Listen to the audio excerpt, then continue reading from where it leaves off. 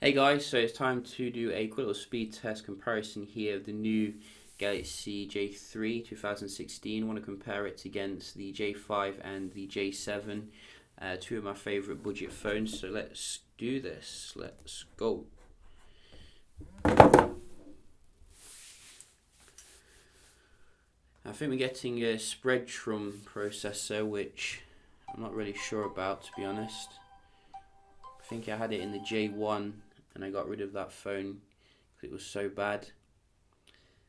But nevertheless, you can see the J7 still the top performer when it comes to booting up, and the J5 is even better, and unfortunately the new J3 is last, which is not what you want to see. But nevertheless, this is the Spreadtrum SCA830. So I have to say, using the device, it doesn't feel any faster than the J5, if I'm to be honest, going in and out of stuff. Like at first I was like, yeah, this is actually quite okay, but like when I actually started downloading apps, etc., I noticed the phone was like going to a crawl, like in terms of being very laggy kind of thing. So you might want to bear that in mind. I think even the J5 is like cheaper still. But nevertheless, we can have a look at the performance here. Just check out the Wi-Fi and have a look at the actual processor performance.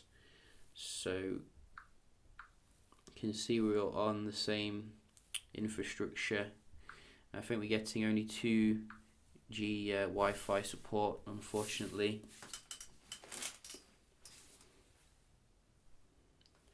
And as you can see, that will result in basic Wi-Fi. Quite a large ping there, if you ask me.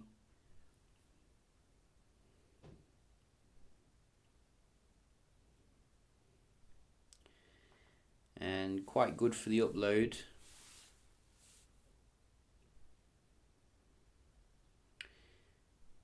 Wow. So the J5 is better here for the download. And I really don't know who makes a Spreadtrum processor, but maybe they should, get out of the processor business. Because to me, it's like, it doesn't seem to be even up with the old Qualcomm processor, Snapdragon 410. And I think we're getting the Exynos processor in this one, 7 series, the lower end version. And you can see even that struggles with the Wi-Fi. So the J5 reigns supreme here when it comes to the download, which is like what I want to see. J5 was definitely one of my favourites for the value for money. So we can have a look at the Geekbench as well. So we can see if we can see anything. So you can see we're getting Mali GPU. Memory is about the same, I think, 1.5 gigs. So a little bit mean there.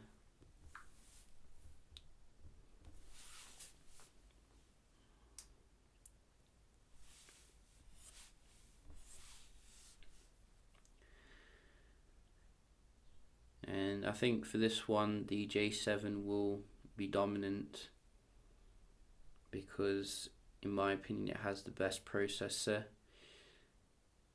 which is on par with the Snapdragon 615.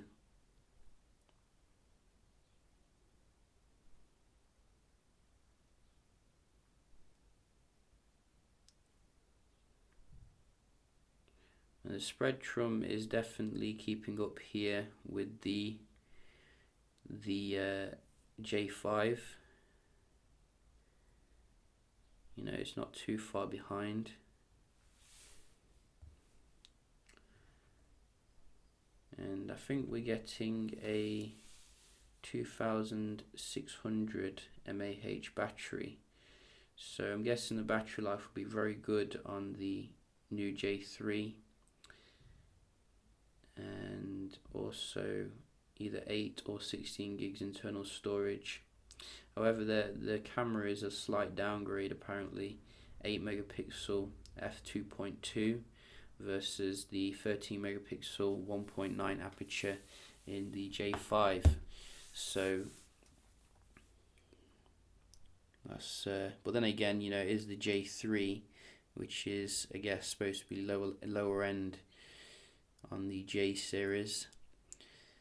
And we're coming to the end now, and you can see the J5 has it comfortably beaten when it comes to single core and the multi-core. So why would you buy the J3? That is the question. We will have to find out. Obviously, I will do a dedicated speed and camera comparison between the J5 and the J3, but early signs, to me at least, point towards, you know, the J5 being the better option in terms of the value for money.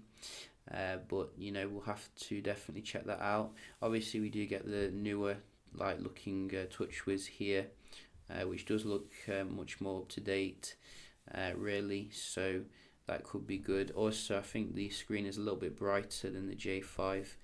I have got the brightness on. I think the max here, you can see it's about comparable. So if I really bump that up, you can definitely see the screen is a little bit brighter.